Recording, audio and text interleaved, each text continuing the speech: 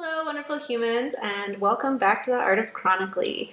So, today I want to talk to you about the importance of self advocacy, and particularly self advocacy in the sense of when something about your care doesn't feel right, speak up. And excuse me, gosh, I cannot stop with these hiccups, but that's kind of funny because it segues really well. So next week, I am getting an endoscopy and a colonoscopy to begin the process of diagnostic testing to figure out what's going on with my stomach, which is funny because if you've watched my videos, you notice that I'm like constantly hiccuping and stuff. So I'm doing that testing. So I'm having that next week, and they're putting me under general anesthesia because I'm having them at the same time, and my body is what doctors like to call a problem child, meaning it just doesn't respond well to most anything. So I'm doing that next week, and then the day before I am having my IVIG therapy, and that was just sort of already scheduled. They just happened to bump up next to each other. And when we scheduled my oscopies, so the colonoscopy, endoscopy, when we scheduled those together, I asked my GI doctor, I was like, hey, I have my IVIG the day before, is that going to be a problem? And she's like, oh no, it should be fine. And then I texted my nurse and I was like, hey, I'm getting these oscopies the next day, is that going to be a problem? And she was like, no, it should be fine. So I was like, okay, it should be fine. I had this nagging feeling in my gut, like something, I don't think this is going to be fine. So in case you don't have any background information about what IVIG is, IVIG is intravenous immunoglobulins. I never say it right. I want to say immune goblins because that's what I say for fun. So IVIG is an intravenous immune therapy, and I receive it for both my CIDP, which is my neurological disorder, as well as primary and common variable immunodeficiencies. So I'm on it for a handful of conditions, and I'm actually on the highest dose possible for somebody my size, or the highest dose that they will safely administer for somebody my size. And as a result, I tend to get a lot of pretty nasty side effects. So I'm given a lot of medications with it. So they have to give me other medications aside from just the IVIG during that day. And it usually takes about 8 or 9 hours for me to receive the full IV. And it's a pretty draining day. And then I generally take about 2 days to 3 days to fully recover and bounce back from the side effects. So it's not something that is done, it's not a simple medication. It's not like you just pop a pill and you're done, or I've gotten some IV meds where you get them and then you actually feel better right away. This isn't one of those. This is like worse before better. And it's also one that can cause aseptic meningitis. You can blow out your kidneys because it's processed through the kidneys. So you can have renal failure, and I have a history of renal, like kidney infections and kidney stones. So I have to be really careful with this medicine, and just like sort of respect it. And so that's important to know about IVIG, that it's not something that I do lightly, and I get this every 3 weeks. So I was looking at, I was going to have this the day before. I go under general anesthesia, and I'm at the hospital like 8 o'clock in the morning the next day. I think that's when I'm scheduled. So I was looking at the colonoscopy, endoscopy prep, and I can't have any solid food the day before. So clear liquids only. Plus I have to take a bunch of laxatives because you have to like clean out your system, which totally makes sense. They're looking inside of you. They need it clean. That makes sense. But I was like, oh my gosh, I think that's a really bad idea to be getting this medication that I have actually had to go to the emergency room because of side effects before, The day that I'm supposed to be not eating anything, taking all these laxatives, doing something that's going to be putting my body under a bunch of stress, and then having this medical procedure, it was just like, as I looked at the prep and I thought about my infusions, and I've been getting IVIG for like 4.5 years or something, so I'm very familiar with it. Maybe not quite that long. 4 years, I don't know, 4 years? It doesn't matter, whatever. I've been getting it for a long time, so I'm familiar with my body's response to it. And I was like looking at the prep and how intensive the prep for these procedures, the oscopies are. I don't know if it's, or whatever. I'm still swimming through that fibro fog, you guys. Bear with me. I'm just like making my point as I swim through the fog of my brain.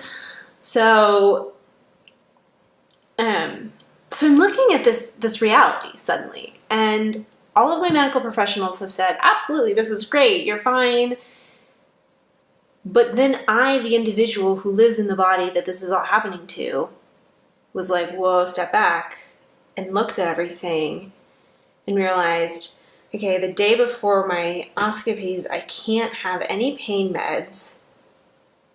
Okay, the day that, while I'm getting a medication that triggers migraines, I can't take any like oral medications at all. I have to take a bunch of oral medications to successfully and safely get through my infusion.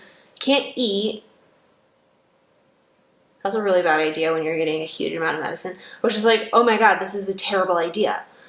So even though everyone had cleared it, so my GI doctor had cleared it, my nurse had cleared it, I don't think that anyone had looked at the big picture, because my nurse isn't looking at the big picture, because what her concern is my IVIG and the symptoms associated with my conditions that she treats. So she's looking at my immune function, she's looking at my neurological issues, and she's concerned with like, we need to make sure that you have enough of your immune support that you don't develop an infection if you're going to be having a procedure like this. That was her biggest concern. She's thinking about what she has to manage, what portion of my healthcare she has to manage, which is basically neuro and infections.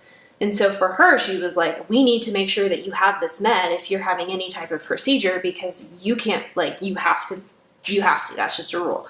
And so for her, that's the picture that she was looking at. And then my GI doctor was looking at what she needed to look at, which was, this is a high-risk patient. I'm being responsible by putting them in a hospital, not a surgical center, and putting her under general anesthesia versus twilight, so that we know that she's all the way out. We don't run risk of her having other complications coming up, or the risks are lower. So realistically, they were both being exceptionally responsible, but they were looking at their portion of the picture, not the full picture. And so once I looked at the full picture, I was like, oh my gosh, this is a really terrible idea. So I reached out to my nurse and I presented the full picture to her, and she agreed that it's a really terrible idea. And we rescheduled my infusion for the day after my oscopies, which is a much better idea. And it's all good. So now I'm like chilling, and I don't feel this feeling of panic and dread. And I'm not going to have my next infusion be literally a living, miserable experience. Like, it's just a living hell. I don't want that. So that's a very long story. Sorry, got a little rambly there. But that's a very long story about how I realized today, this all happened, like this all unfolded within the last hour of me realizing, holy shit. This is a long story of how important this self-advocacy thing is, though, because if I hadn't taken the time to sort of listen to that little voice that was like, something's wrong here, this isn't right, and said, okay, what's up? What's going on? Why am I freaking out? If I hadn't taken the time to do that and really like looked at the full picture. If I hadn't started looking into the prep and like visual, so I like to visualize medical experiences. This is actually something that my trauma counselor taught me, because I do have medical PTSD. Just, I don't know if that is relevant to you or not. I don't know if you care, but I do. So my trauma counselor was working with me once, and he was like, if you are going to have a medical procedure and you feel apprehensive about it, beforehand, visualize it going really well. And it can help. He's like, it's a mental movie, and you create a mental movie of it going really, really well, which I totally love. And I use this skill often. I use this tool often. So I was starting to create this mental movie for myself, of how everything was going to unfold, and of the infusion, and then of the oscopies, and how I was going to organize it. And I was trying to really just like get into the flow of things are going to really work out okay.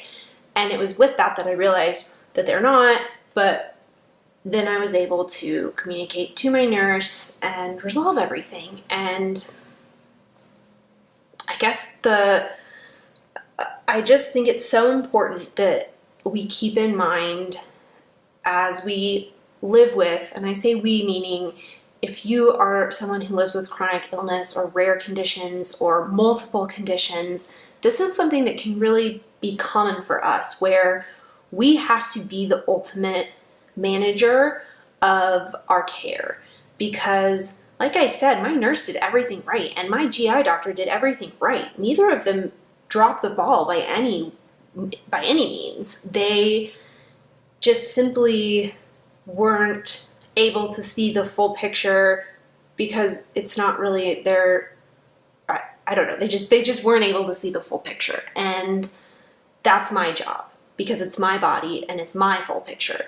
So I really want to make sure that if you are someone who is like me and lives with these chronic conditions or lives with these multiple strange, rare conditions, whatnot, that you understand how important self-advocacy is, and how important listening to that little voice that says something's wrong, how important it is to listen to that. Because I know that I can sometimes feel shy, or I don't want to upset somebody, or I don't want to be annoying or overly aggressive, whatever. But it's more important that you get the care that you need than to make sure that a receptionist doesn't think you're a little bit annoying. This is your health. It is so important. So if something doesn't feel right, look into that, investigate why.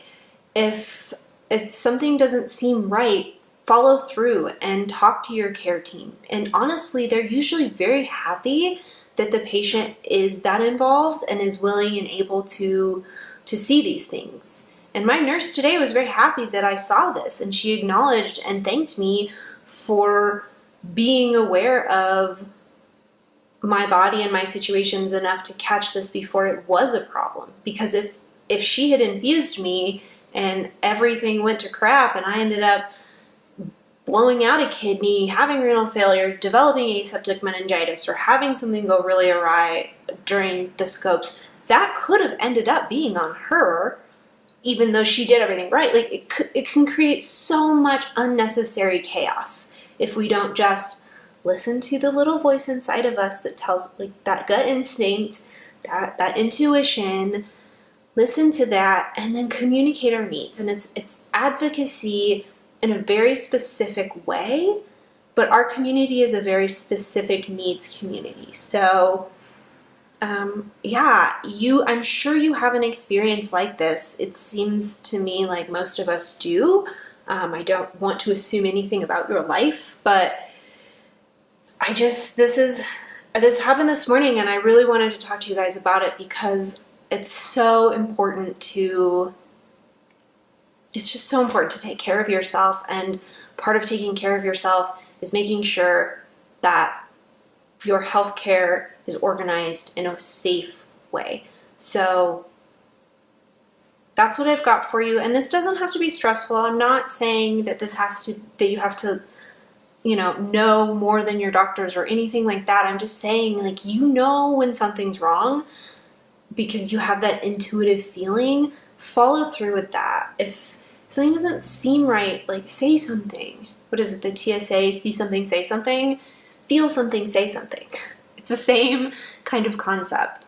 You're worth speaking up for. You deserve to advocate for yourself. So please do, because you are precious and valuable to this world, and we want you here, and we want you well, and we want you to be the best version of you possible. And we can't have that unless you advocate for yourself. So as a community, we have to do that. And this is a really specific example of how sometimes we have to advocate in a very unique way. So I hope that this was helpful information for you. And if not, sorry, thanks for watching anyway. But you guys are amazing, and just keep fighting the good fight. Keep on moving forward. You're amazing and wonderful, and thanks for stopping by today. I hope you have a wonderful rest of your day, and I wish you very, very well. Take care, y'all.